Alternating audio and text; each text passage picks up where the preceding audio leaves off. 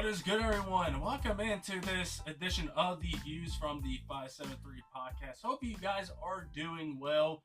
It's time for a check-in with the NFL. Lots of things are a little bit different in the league at this point in the season. Some things are topsy-turvy. Some things are as expected. And here to talk about all those things and kind of checking in on where things at, it's Matt Morin. It's Matt Mormon. Matt, how you doing? Hello. I'm doing great, Ryan. Let me try to pick you up here, like Jonathan Taylor picking up his buddy Daniel Jones, cruising through the first half of the NFL season. Ryan, how are you? Oh, I am doing good. I'm excited to talk some football with you, and we hadn't done a football type of pod with college or NFL at all this year. So it's nice to be able to kind of dive right back in and kind of see where things are at. And both college and NFL are in a topsy turvy world right now with how things are. They decide to pattern themselves after each other with Indiana being a top five team, Vandy deciding to get into the top 10. And then you got some weird, wacky stuff in the NFL too, with the Patriots at 8-2, the Broncos at 8-2, Chiefs and Ravens sitting outside the playoffs. It's just weird right now. Ryan, I'm actually going to spring something on you here that you were not expecting at all whatsoever. Ladies and gentlemen, the history of the 573. I don't think this has ever happened before. But Matt Mormon is going to be the one to shout out college football a little bit here. Whoa! It's a new day. It's a new era. This is unprecedented, right? This has never happened before. And look, I would not call myself a college football expert or diehard by any means. I think that I don't even really have too many opinions to give you, Ryan. I just want to simply mention the fact that this year, by far the most, excluding SEMO specific when I was covering the team, excluding that, this is definitely the most I've watched college football. Um, I guess I don't really have too many strong takes or anything like that for you. I just simply think that maybe this is a shout out to the format of college football right now at large, and that goes for everything because quite frankly you got me following you right now. Like, you actually have me wanting to watch some college football games on Saturdays. Part of it could also be that me and Rebecca have happened to have some free time on some Saturdays here recently. That Yep. might be part of it. But I personally, Ryan, I think this is a big credit to the expanded playoffs because Yep. this means that I, as just casual viewer Matt, look at games and go, oh, this game matters. A lot of these games matter, and they matter for the thing that I care about, which is the national championship. Versus if it was the 14 playoff, then all of a sudden, okay, a game between, team 12 and team 16, who cares? Because you're Right. really far away from position four. Now, team 12 versus team 16, oh, shoot, this is massive for a playoff spot. There's that aspect of it. And then I think the NIL slash transfer situation, where you have so many fewer of these mega teams to where I can watch these games and truly believe any outcome is possible here. Ryan, for so many years, we had the joke, Alabama played football, Alabama won football. Mm-hmm. And that kind of was born and bred out of the fact that they were like six deep at every position of players who would be starters for all but five teams in college football. Yep. Like it was such a dominant crust of teams up there at the top for all those years. So I just want to give a shout out to college football, Ryan. This is really kind of a strange situation that we find ourselves in, where I am actually interested in kind of what's happening this year. Like I said, I don't know that many players. I don't have strong takes for you. I just simply have been enjoying the ride this year as a bit of a college football observer. I'm wearing a Mizzou pullover today. Maybe part of it's because Mizzou actually was competitive in it. Until they weren't. you know. But I don't know. I've been watching it this year, Ryan. Well, you picked a weird year to really get into with all the stuff that's been going on. Vandy being a legit team, Indiana being good, Texas Tech kind of taking the Florida State transfer portal route and really diving into that and it, it it's gone the Florida State route, but it can also go the complete 180 and go the other route where it just doesn't work out at all. But this year it seemed to have worked out for them, so you got them up there as well. But yeah, no, it's been been a weird year. Like Iowa had Oregon on the ropes on Saturday, which I'm like, oh boy, it's like Oregon, you can't. No, you can't. But also, Ryan, I think that speaks to the weirdness of it is why it's piqued my interest this year. Yeah, well, like it's been the NIL and the whole transfer portal of it all has made things a lot more interesting, a lot more. You bring a lot more parity in here, but also I think you, with the amount of coaches that have been fired the last few weeks, like we had a stretch in October where it was like every Sunday coaches got fired. Like I know There's there's so one that it many. was two that got fired, but no, one Sunday James Franklin gets fired. The next Billy Napier gets fired. The next Brian Kelly gets fired. Hugh Freeze is fired. Sam Pittman's fired. So that's four SEC coaches right there. That's a fourth of the conference right there. Yeah. They're going to need new So, Ryan, coaches. can I ask you a question on this then? Because I have a theory slash hunch slash concern, Ryan, that I want to pitch to you. Okay. Um, is Eli Drinkwitz like the top guy to move up? You know what I mean? Like those upper echelon schools, the Penn State, the Florida. I don't know, maybe you could throw Auburn in there. LSU, although their governor is picking it, which is weird. So like whatever, maybe that one Uh, doesn't count anymore. Um, is it, are these going to be served up to Eli Drinkwitz, and the ball is going to be in his court, and he's going to get to pick if he leaves where he wants to go? Like, is he the belle of the ball, basically? I think he's probably a candidate for some of these jobs. I also think, and this is a very valid fact, is it's just like given where NIL is at, and given where you're able to build teams up a lot more quickly now with it, and also just by the fact that there's all these high profile jobs and there's not a whole lot of good, strong candidates out there. And if there are, they're off the board, like Kirk Cignetti at Yeah. Indiana. Yep. A Exactly. lot of people's top target with what he's done there. He's off the board, signed a huge extension. So I think it's just because of you got all these high profile jobs. There's not that many candidates, and you could probably, and I'm sure there's probably Mizzou fans that are saying like, "Hey, why would he leave Mizzou? He's done a good job there. Has done great with NIL and recruiting, and you can make the case like, right, that he's better sticking there and building that up than going off somewhere else and dealing with the LSU and what they got going on, or going to Florida and dealing with that. So I definitely think he will be on the hot board for some of these jobs, like Lane Kiffin is with some of these jobs.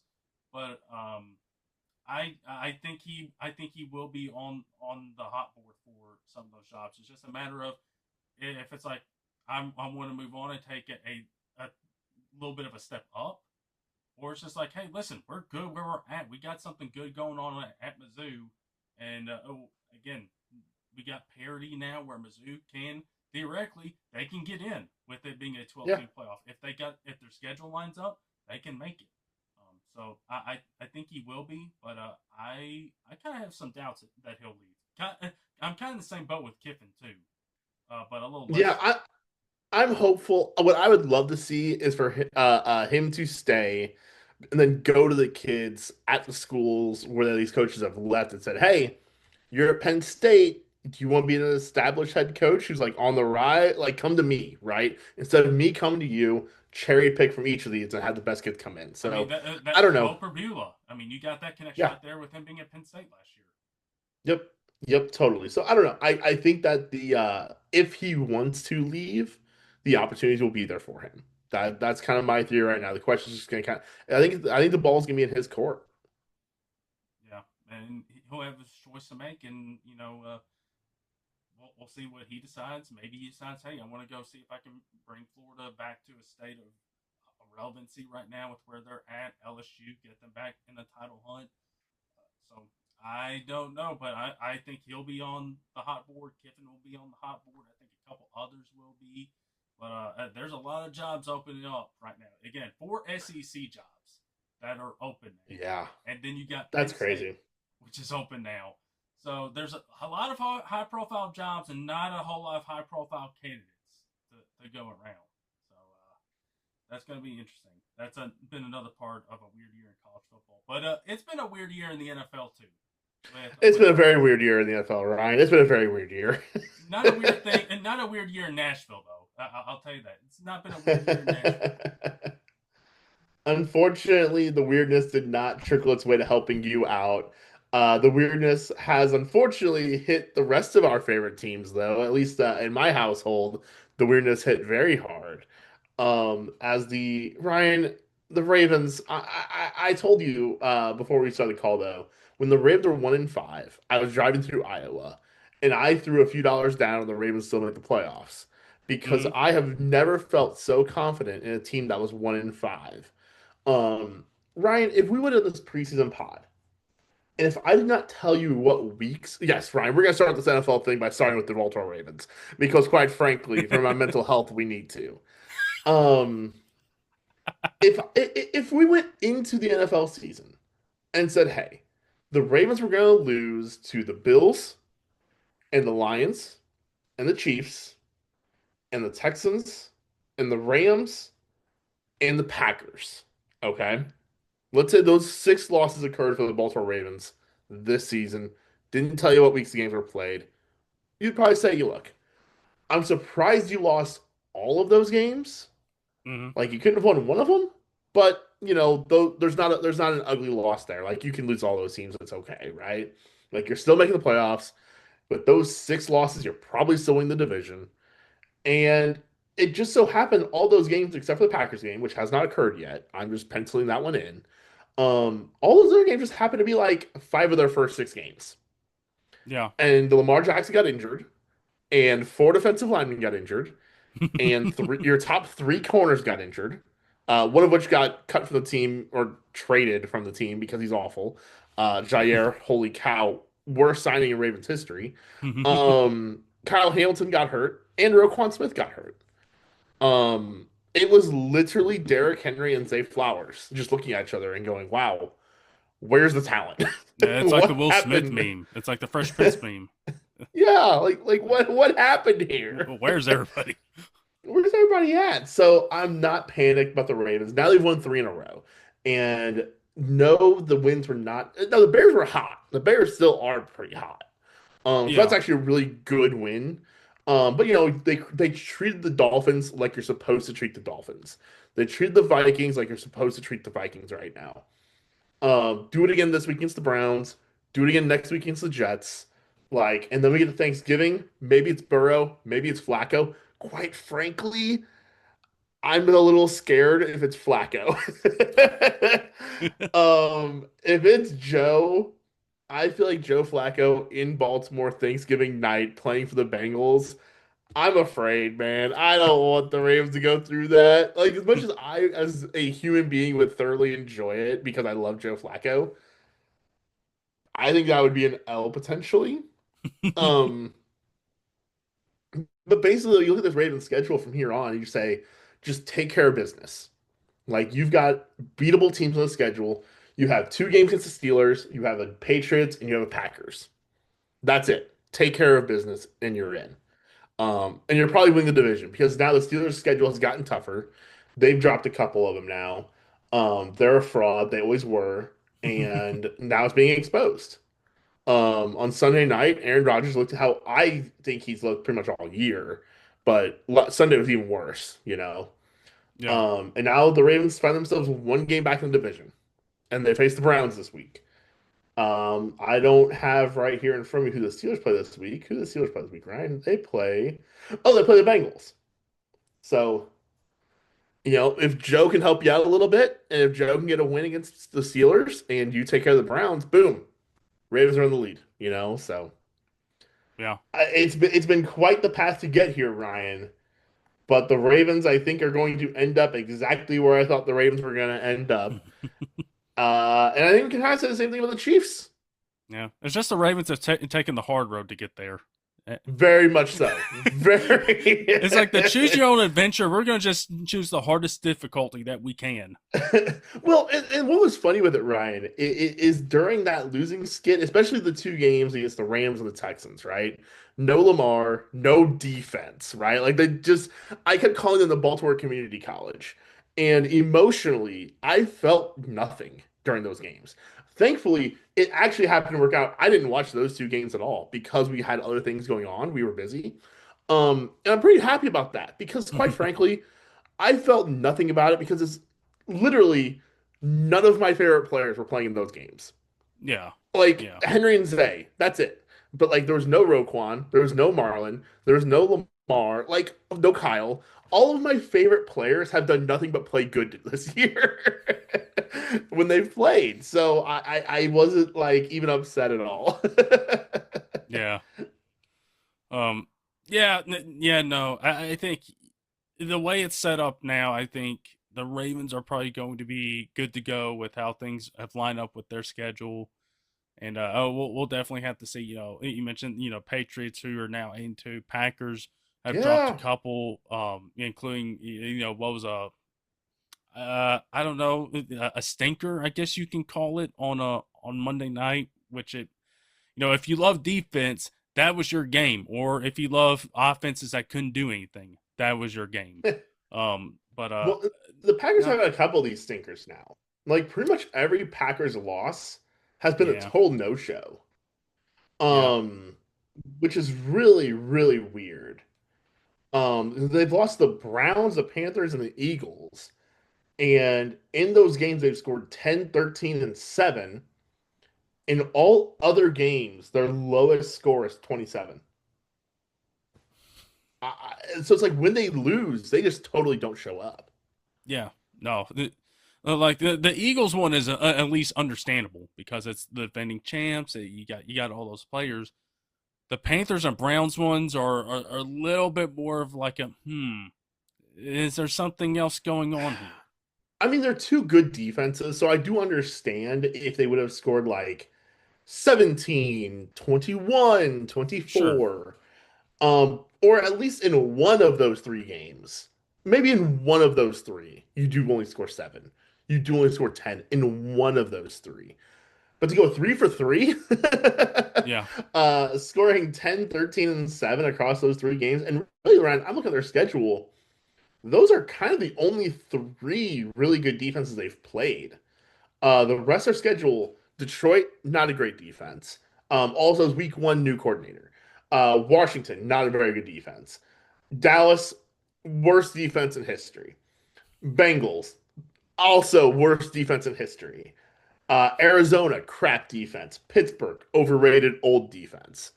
So like those other games, they've taken advantage of bad defenses. Looking ahead, they had the Giants, Vikings, then the Lions again. That Vikings defense can be really good. They're a little inconsistent. They're very blitz happy, and I feel like it makes them a little like boomer bust.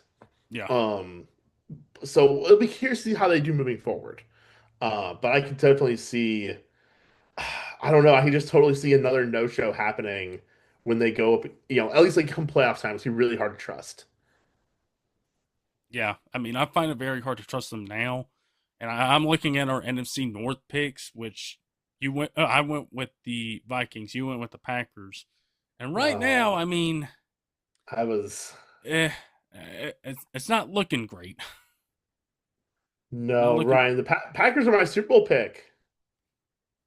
I mean, they still got a chance. It's just if they don't have any of those games where they no show on offense. If they don't have Yeah, any more of those, they're fine. The Vikings one doesn't look great. The Bears actually look like a pretty functional team right now, which I think they do. with Ben Johnson, I think that was the hope is that you would become a functional team, at least a functional offense, in which they've looked pretty good. Caleb's looked good. Rome has looked good. Loveland has, Rome. yeah, Rome's been Rome, outstanding. Rome's been outstanding. He's already on his way to like he's got, I believe they've shown on the graphic like over 50 catches so far this year. So like he could be well on his way to over 100 catches or close Probably to more than it. had. He probably already has more catches and yards than he did last year. I mean, it wouldn't be a surprise. Mm-mm. Also, I mean, the Bears are doing pretty good. They're on track, and the Lions they're doing all right. The coordinators have become. We kind of wondered about that if that would be kind of hinder them a little bit, and it has at times this year. You could definitely tell it has at times this year. So Well, and this week, Dan Campbell just took over play calling duties for the remainder of the game this past week. I guess going on fourth down all the time is on the menu. So nobody should be surprised when they're on their own 30 and it's 4th and 1 and they go for it. So we had a little bit of a break, and Matt found a couple of Anito stats that he found in our little bit of a time off. One fun bit of trivia that would make you guys do the math and realize, oh, that's bad. Yeah, so I was just kind of looking around some stuff, and I sorted by most interceptions thrown. At the very top is Tua. He's had some rough go of it. Geno Smith, I was so tied for third. There's four guys tied for third. Bo Nix, which always surprises me, and Justin Herbert also does surprise me quite a bit. Joe Flacco, most of those happen with the Browns. And then Jake Browning, who that's probably about an average of like four interceptions per start, basically. Like he only started, I think, two or three games. It was really bad, Ryan. That Jake Browning run, man. Uh, Yikes. And then Joe Flacco's come in and he saved the day. And then yesterday, Joe Burrow's practice window got open. So we'll see, Ryan. I think the Jake Browning experiment is done and dusted. Long live Joe Flacco until Thanksgiving, probably. Yeah, I mean, you're probably right. Quite a 180 from the previous Jake Browning Bengals experience that we had getting in the It playoffs. was it was so good. It was so good. And now this one's just awful. This is so Mm. bad. He better be hopeful that it was 3 games he started, so he could bring that average down a little bit more, so it's not 4 picks in 2 games each. No, yeah, lots of injuries. Burrow's been hurt, and so that's been a factor into kind of like where things have been at right now. But yeah, I mean, as far as the AFC and NFC, the AFC is a little bit more wacky right now with where things are at. I don't think any of us would have had the Broncos and Patriots coming in at 8-2 at this point in the season. I did think, when we talked about the Patriots, that if they got to a point where they're like, you look up and all of a sudden they're 4-2. It's like, oh, watch out, look at them, and here they are sitting up at 8-2. Vrabel's got a good thing going. Drake May is looking like a MVP type of candidate here in year 2, and it seems like all those moves that they've made in the offseason are paying dividends right now. And then the Broncos, I don't know what it is. I think it's just the matter of they got an elite defense, and that is really what is carrying this group, because that group is elite, even though they have been missing Surtain for a couple games. That group is awesome. It kicks butt. But the Yeah, offense, not as what you would want with Sean Payton. yeah, on the Patriots first, real quick. I'm hesitant to anoint them too much. We see this every year where there is usually a team or two who plays a very easy schedule the entire season and they get exposed the following season. That is kind of the alert that I have for New England. If you look at their opponents, Vegas, Miami, Pittsburgh, Carolina, a Buffalo win, that's great. That's New something. Orleans, New Orleans, Tennessee, Cleveland, Atlanta. The Bucks at a point now where the Bucks are pretty banged up, right? No Bucky, no Godwin, no Evans. Like it's not the full blown Bucks here. And even moving forward, Jets, Bengals, Giants, another Bills, a Ravens, a Jets, and a Dolphins. Quite frankly, even if they beat the Bills again and beat the Ravens, I don't know how much I'm going to be able to buy into that. I mean, if they can sweep the Bills and beat the Ravens, I'll be in. But I don't know. It's a very very easy schedule. There really are only three losses on that schedule, and they won one of them. They lost the Steelers, lost the Raiders already, but my point is there's three really hard games on there. Um, so I don't know. I don't know how much I'm going to be able to buy into the Patriots kind of being for real.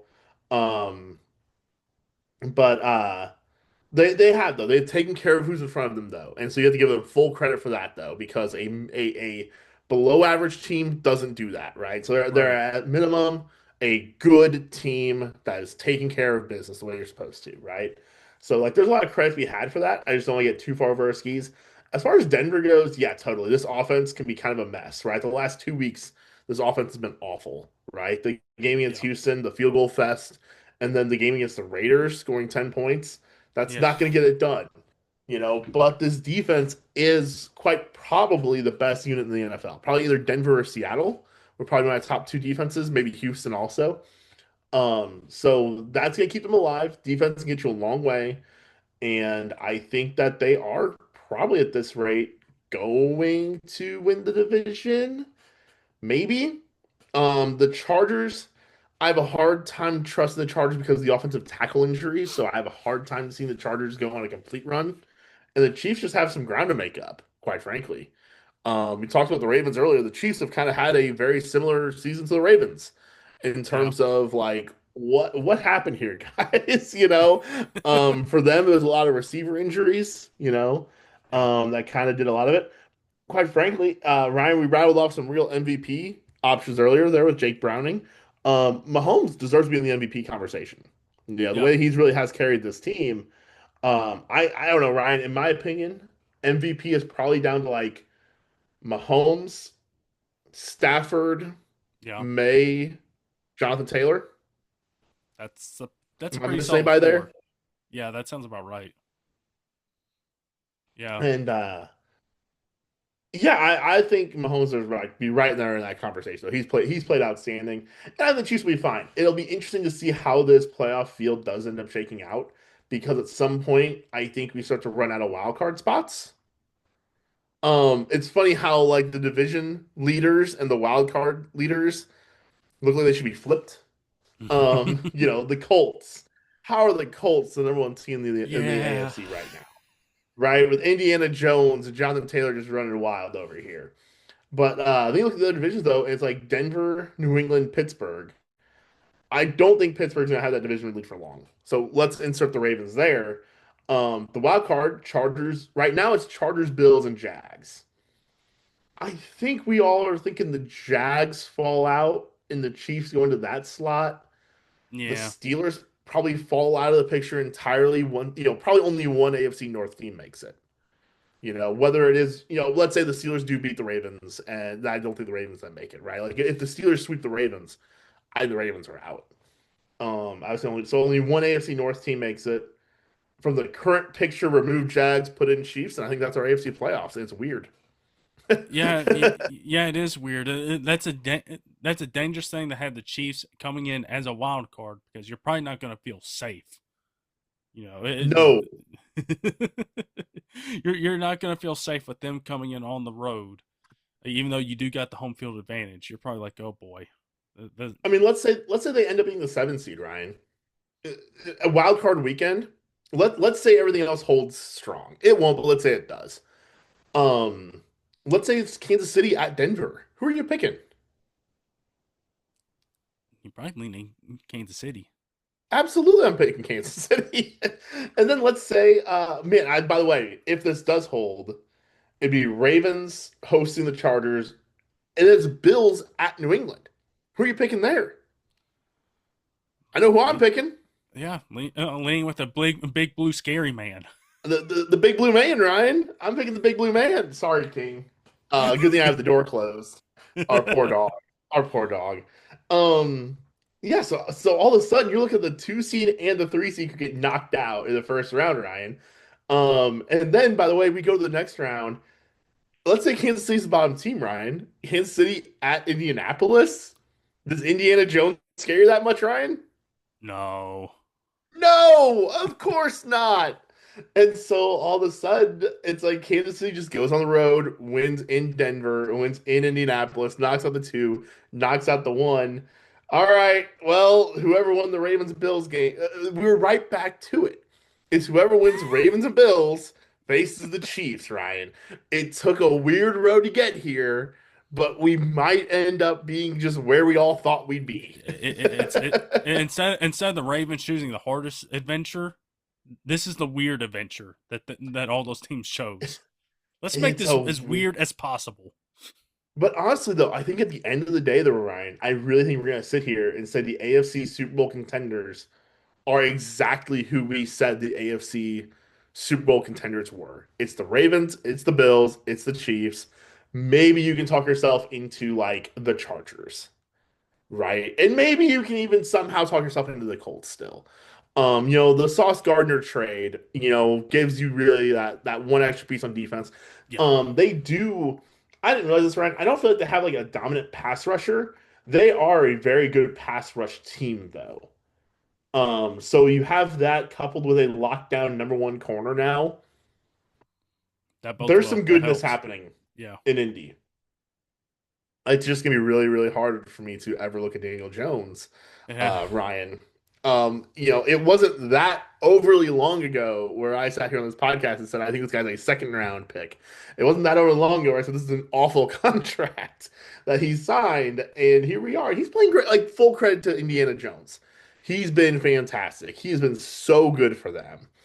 Um, I just hope the Magic Carpet ride at some point is going to come to a close. Yeah. And Princess Patrick is going to step on out, and the genie's going to go poof, and here we are. And Lord Farquaad, not Lord Farquaad, that's Shrek. Jafar and the Chiefs are going to rule the day once again. Oh man. Oh boy, hopefully Rebecca doesn't get this deep in the podcast, or else I'm going to hear about mixing up Lord Farquaad and Jafar. Uh, what a mix up of franchises. Oh Oh boy, man. that's a crossover you didn't know you needed. No, didn't picture that. No, it's been a good year for Indiana football. Which I mean, Indiana, they love their basketball. But for them, the Hoosiers doing good at football. The Colts have had this nice little run here. It's been a good year for football for them. Kind Well, of a surprise. The Pacers made it to the finals. Yeah, but Like you said, and now at they're what probably. cost? Yeah, Halliburton and a couple other guys have gone down, so they're probably done. So at least you got this going on for them. But Yeah, yeah, no, I mean, I take a look at these standings right here. I mean, I think going back to Denver, I mean, they got the Chiefs twice here in the last few weeks, and then they got the Chargers the last week of the season, and then they got the Jags in Week 16. So that's going to be a big one for playoff implications for Jacksonville and Denver. You got the Packers, and then you got the Raiders, Commanders there. So I mean, they could blow this, Ryan. they definitely could. I mean, I'm looking at where these games are at. Okay, so granted, one of those Chiefs games is at Mile High, so you got that. The Packers game is at Mile High. The Jags game is at Mile High. And then the Chargers game is at Mile High. So a lot of those games are going to be at Denver. So Which the good thing for Denver in that is if your yeah, offense sucks, you can kick farther field goals. exactly. Yeah, exactly. Uh, but and that definitely helps out where one of those games being the Chiefs game that is going to be because you're playing them twice. It's going to be at Arrowhead, so that definitely helps them and their chances there. But I Man, mean, that's a rough schedule though. it is a rough schedule. Uh, but again, the great thing is if you got a rough schedule, you prefer it to be at your own place where you got the altitude on your side and you got that amazing defense that can feed off the energy of the crowd there too. Where And you prefer for that rough schedule to occur after you've already logged 8 wins. exactly, they're exactly, only they're probably only 2 wins away from being in the playoffs, right? Like I don't I have a hard time seeing a 10-7 team missing, when you look at this AFC playoff right now. I mean, well, it could happen, I guess, but it'd be tough though. I feel like 10 wins should get you in. it should. 11 for sure. 10 wins Yes, should get you in. it should. But yeah, I mean everything has been topsy turvy here in the AFC, where a lot of these teams that we thought were going to be at the top are probably going to be in that wild card group in the lower seeds, 4, 5, 6, and 7. But you feel pretty good about where they would line up compared to these other teams like New England, like Indy, like Denver. You feel pretty good about where they will line up here. So I mean, the AFC it's taken again. It's choosing your own adventure. It's been a weird adventure so far, and we'll see if it gets any weirder. So There's a couple surprises there. Not a big surprise with how my team has done, as they have stunk it up the whole season long, and their only win is due to a fluke, which I can't believe still. Not uh, just a fluke, Ryan. Several flukes several happened in fluke. that game. Like in real. So when that happened, like I'm listening to the radio call, the Titans radio call of it, and I hear that D Marcado breaks through and has a big long run. I'm like, well, that's it. And so when I heard that he was off to the races, I turned off right before the call of him fumbling the ball there, or before he crossed the goal line. Oh. I turned it off right then, and so like I figured like, well, there's no point checking back in. And then I checked back in like 10 or 15 minutes later. I look back in, I'm like, wait a second, this isn't the score I thought I'd be coming back to. What happened? And then I saw like, oh, DeMarcado dropped the ball at the goal line.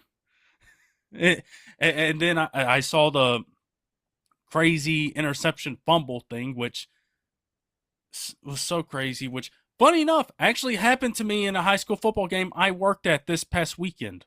But where the opposing team intercepted the ball in the red zone and then they fumbled it. We forced a fumble. It was like right inside the 5, and we punched it in for a touchdown.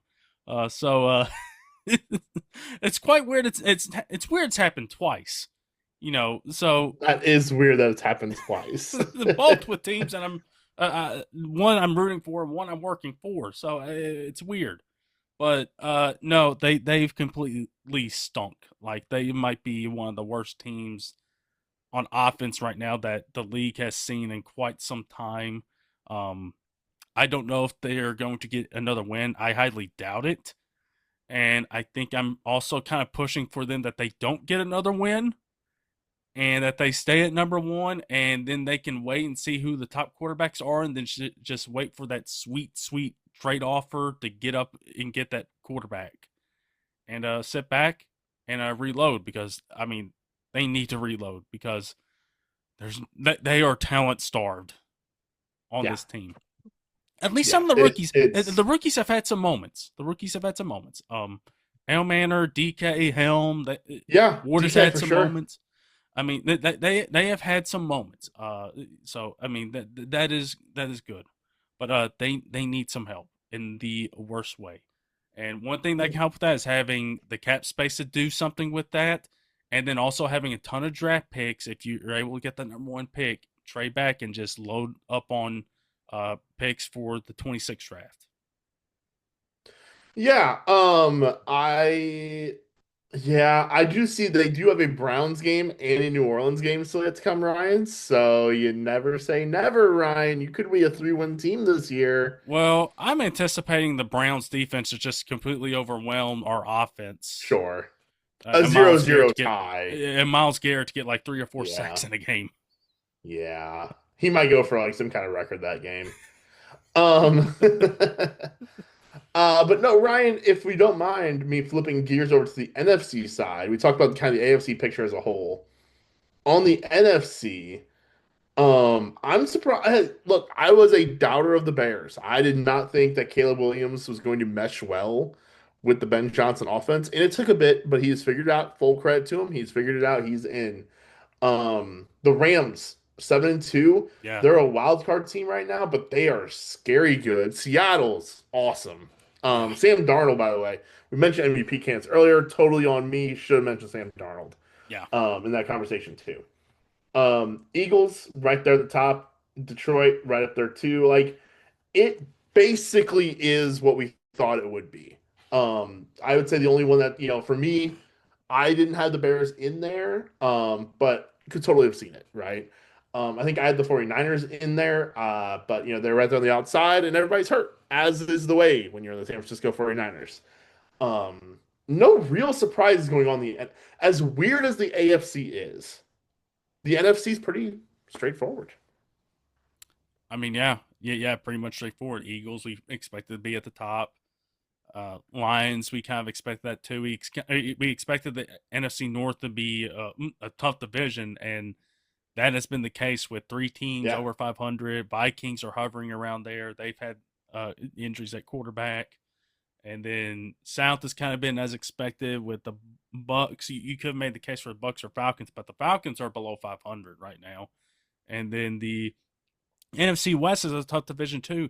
And yeah, the 49ers have a lot of injuries. Purdy has not played a whole lot this year, but they are still somehow sitting at 6-4 over 500, which was a quite drastic switch up from where they were last year when they had a bunch of injuries, and it felt like, okay, well, they're not going anywhere. There's still a whole lot of season left, but 6-4, I think if you're San Yeah. Fran, you would gladly take that. Granted, I think you would take some of those injured players back, like Bosa and Mikael Williams, all those guys. But I mean, the NFC West has kind of been as expected. But I think it's just the Seahawks and Rams, though. I don't know if we saw how good these two teams were going to be as currently constructed, because Seahawks are kicking butt, the Rams are kicking butt. One of those teams is going to have to be a wild card team. Yeah. And the way Darnold and Stafford are playing, like they're at MVP levels, I feel so bad for whoever has to get them in the wild card round, whoever has to get one of those teams in the wild card. But both those teams have been really good. JSN has been awesome. Uh, Big shocker, another Ohio State receiver is good. you know, Hey, you know what? A little shocker though, because his rookie year was not good. it was not So good, it but was fair. It was fair to be hesitant at that point. yeah. But then the second year kind of happened, and Yeah. he was really good. And then he took that third year leap, compared to the Yeah. second year leap, where he's Yep. completely balling out this year.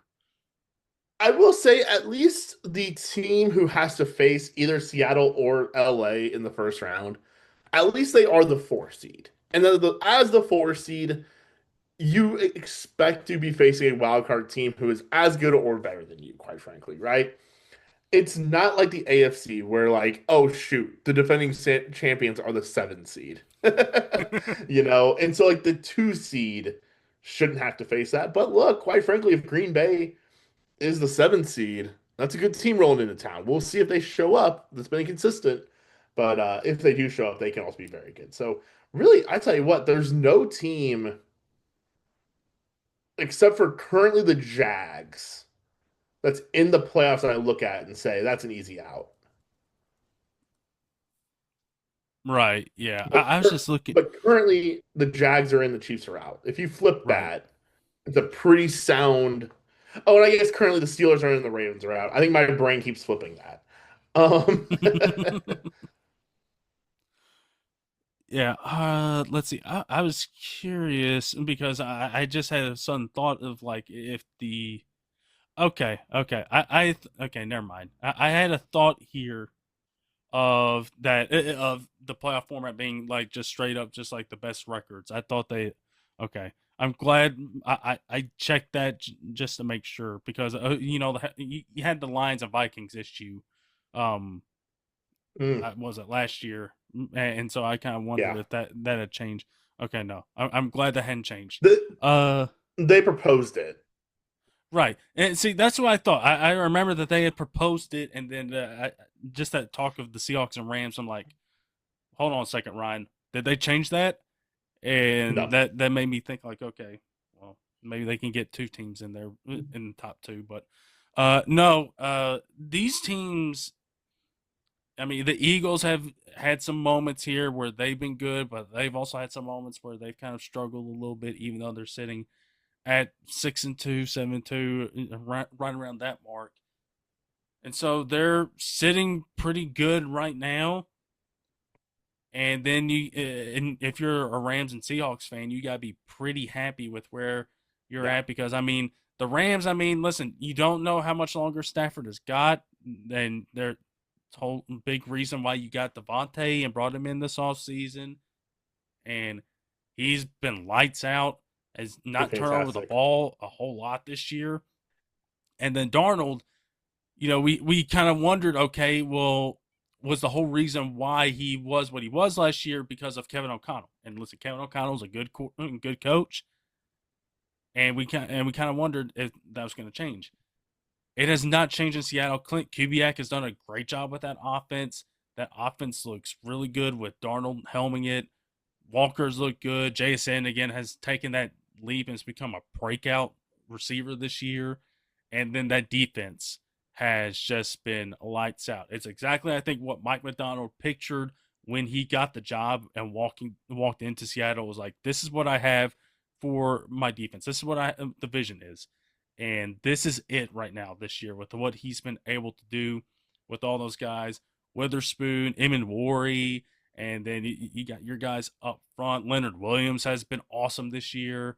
It's just been for a team that we had some questions as to why they did the Geno move and brought in Sam Darnold.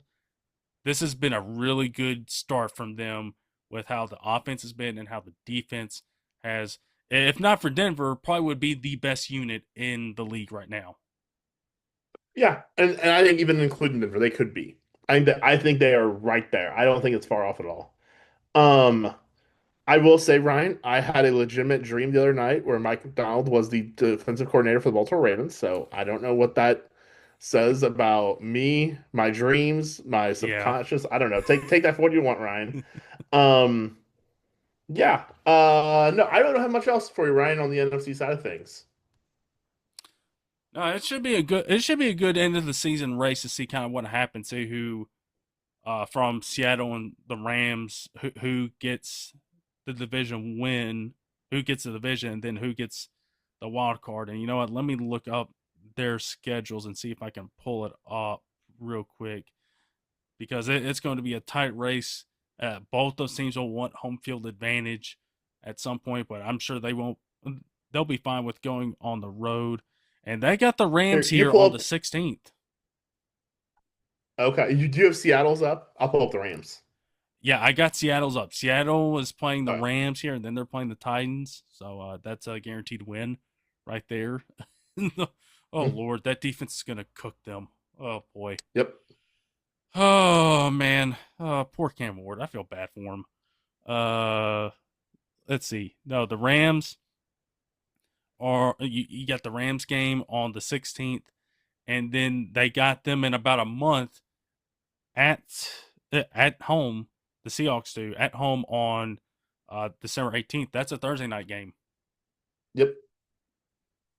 So they got them twice here in the next few This weeks. Rams this Rams schedule is kind of tough actually. So you've got Seattle, Tampa, then you've got a Bucks, Arizona, lol. Then you've got the Lions, Seahawks, Falcons, and then a Cardinals game at the end. So I mean, there's probably 3 to 4 games in there that you could definitely see being losses for the Rams. I think a good team finds a way to win 3 of those. But they could split that 2-2. They definitely could. I also should mention Seattle does have Indianapolis the week of that Rams game in Week 16. So they got the Colts that Sunday on the 14th, and then they got the Rams on the 18th. Now both those games are at Seattle, so that's good news for them. But you get Indy and LA in the same week, so within 3 days apart. So that's going to be a tough one. You do got, let's see, after this Rams game on Sunday, you got the Titans at Nashville, you got the Vikings at home, and then you go on the road to Atlanta. So that's kind of how their schedule lines up. And then you got after that Rams game in Week 16, you got at Carolina and then at San Francisco. So you got 2 road games to close up shop. San Francisco, I mean, their injuries will probably start to add up by the end of the season. And then Carolina has been kind of a feisty team right now with their record sitting at where it's at. So we'll have to see. But it should be an interesting race for those two teams. And then, of course, you got the Rams, you got the Eagles doing what they're doing. Then we'll have to see how the NFC North shakes up.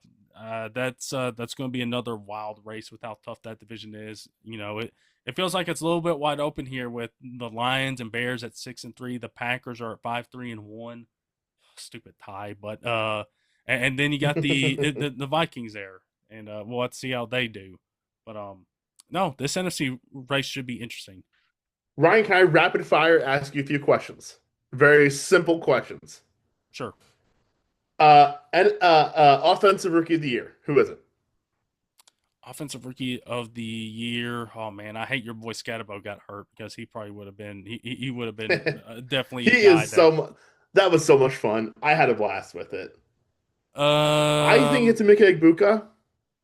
I think it's a Buka, or yeah, I think that's probably the best shot. I think it's I think probably Judkins has a chance to yet. Judkins does too. I Um, would say Dart probably has a little bit of a chance, given he's a quarterback, and we'll have to see how the Giants are. yeah. But Where is Kyler Murray at next year?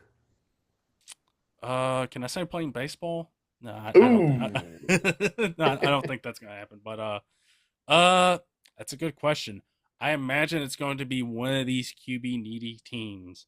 That's either the Giants or not the Giants. They got their quarterback, or The Jets. Cleveland. Yeah. I Pittsburgh. think Cleveland, Pittsburgh, um, LA if Stafford retires. LA if Stafford retires. Trying to think who else. You Um, can't say, okay. We've given them a few. Next question, rapid fire style here. Who will be the big second half collapse team? ooh, big second half collapse. Ooh. I think with how this setup is gone. Uh I might lean I got towards Denver. Indy, but Okay. Yeah. I don't know. Maybe it's my AFC South bias coming in here, and I'm still a little bit bitter about how bad my team has been. Okay. But I've got Denver for that. Denver would be my next team. I think Denver would be my next team. Okay. And then lastly, Ryan, mid-season, you get another shot at this, another crack. What's our Super Bowl matchup? Oh, what's our Super Bowl matchup? I'm gonna change my NFC pick. I think I'm gonna go with. Oh boy, I'm gonna go with the one of the NFC West teams. I'm gonna go either Seattle or the Rams, and I think you know what? I'll go for one last ride. I'll go Rams here. That's a lot of fun. I think I'm gonna go Philly. I don't feel great about it. AJ Brown is very unhappy. But But else they is new. find a way to keep on they find a way to keep on winning. So I think I'm gonna go Philly from the NFC. AFC, do we both have the Chiefs just finding their way to Bills or Chiefs? I think I went with Bills in there. yeah. I think I'll stick with that. All right, I'm gonna go back to the Chiefs on it. And then Super Bowl winner. I'll still pick the Bills. I'll pick the Bills. I actually have to check and see if I Yeah, actually. we haven't talked much Bills. Their offense kind of feels like what we expected their offense to be last year, but like last year they overcame it with like a lot of James Cook and like Josh Allen just playing at a true like MVP level. Their offense this year has been kind of what I think we all expected it to be a year ago. It hasn't been great, but no, I'll go Chiefs. I'll go Chiefs to also win the Super Bowl though. Yeah. And that's our So I think yeah. Let's see. I got our Super Bowl picks. Yeah, Bills. I went Bills over Eagles, so I still got that. You went Packers over Bills, so there's a little yeah. bit of a change in that. So well, how about this? You took my NFC winner from Hey, that pick. So yeah. So that's kind of where we're at this yeah. point I of the went season. back to a rematch. Yeah, so this was fun. This was fun kind of seeing where everything's at this point in the season, and uh playoff time should be another fun ride. And we'll probably get to talk a little bit about that, and I'll probably be a little bit happier because I don't have to watch the Titans have to play every Sunday. Well, I don't, but at least it helps knowing that I don't have to see the score on the ESPN app and know it's like, oh, Cam got sacked 5 times, he's 15 of 34 or something, he's thrown 2 picks. So it'll definitely help my mental health. It'll also definitely help knowing that they probably had the number one pick locked up at that point. In which case, I will definitely be a little bit happier knowing I can look at the off season and hope that we win the off season. At least that's something. Be like the Bears the last couple off seasons. Um. Uh. That's right. So I mean, it's more than what we've won this year. I still don't consider that fluke win over the Cardinals. I know the people in Arizona got to still be upset about that. Yeah. I mean, I would be too with all that stuff that happened. So Everybody, that'll do it for this edition of the Views from the 573. This was a fun one as always. Matt, I'm sure we'll be back talking about the how things are looking at with the playoffs and how things shape up there, and also you're going to be doing some other stuff here for the pod here. We kind of talked about that pre-show, so I'm looking forward to seeing what you're going to bring. I've got some ideas, Ryan, and some of it may be kind of shorter stuff, some YouTube exclusive stuff, maybe. We'll see. I have some ideas. We'll see. We were talking. It's kind of hard scheduling wise to always get together and do stuff. But I asked Ryan if he'd be okay with me kind of doing some solo stuff and posting it. So we will see what all it entails. Yeah, so hope you guys are ready for that. I'm excited to see what you're going to bring and see what fun stuff you're going to be covering. So, with that being said, everybody, thank you guys so much for listening and for tuning in. Be sure to go check us out where you guys get your podcasts. Check us out on YouTube, all those platforms. And until then, everybody, have a good rest of the day, and we'll talk to you guys soon.